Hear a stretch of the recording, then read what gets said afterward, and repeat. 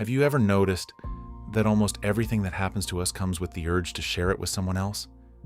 Good news, bad news, a beautiful sunset, a terrible day, even something as ordinary as stubbing our toe in an empty house.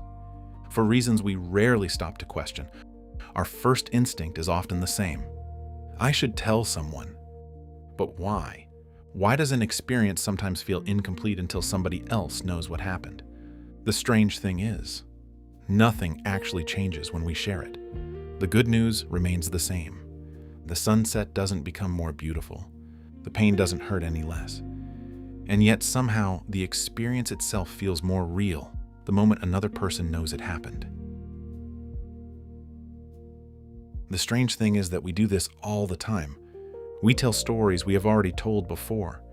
We send photos nobody asked for. We call people after both triumphs and disasters. Sometimes we don't even have anything important to say. We simply feel the need to let someone else into a moment we could have easily kept to ourselves.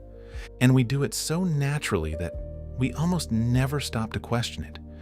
Because if we did, we would eventually run into a surprisingly difficult question.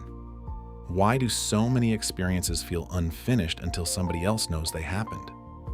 An experience begins inside a single mind. As emotion, as sensation, as 1,000 thoughts arriving all at once. For a while, it exists only as something we feel. But the moment we tell somebody about it, something begins to feel different. The experience itself doesn't change. And yet, somehow, it begins to change shape. The excitement becomes easier to understand. The grief becomes easier to hold. The confusion becomes something we can finally point to. And maybe that is why simply thinking about our lives is rarely enough. Because sometimes when we tell another person what happened, we finally discover what the experience actually meant to us. Maybe that is why our happiest moments feel larger when somebody celebrates them with us. Why grief becomes easier to carry when another person understands what has been lost. Why accomplishing something is sometimes only half the experience. We often assume that we tell people about our lives because we want their approval. But perhaps that isn't entirely true. Perhaps we are asking for something much simpler. Not validation, participation. Because another person doesn't just hear our stories, they step into them.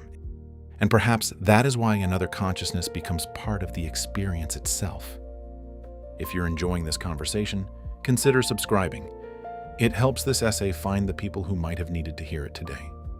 What if this is true in more ways than we realize? Maybe people do not simply witness our lives from the outside. Over time, they become woven into the fabric of the experiences themselves. We do not just remember the joke, we remember who laughed with us. We do not only remember the place, we remember who stood beside us when we saw it. Good news becomes inseparable from the person we called first. And grief is often tied just as deeply to the people who helped us carry it. Perhaps this is why certain friendships stay with us for decades. Not because those people knew us best, but because they were present when entire chapters of our lives unfolded. Because in the end, we do not experience life in isolation and then invite other people into the story afterward. The story was being written together all along. And perhaps this is why loneliness feels so unsettling. Not because we suddenly have nobody to talk to, but because we lose the people who shared in the experience of our lives. Over time, our lives become scattered across the people around us. And when those connections disappear, our experiences begin to feel incomplete. Because loneliness is not simply the absence of company. It is the feeling that more and more of our life is happening with nobody else inside it.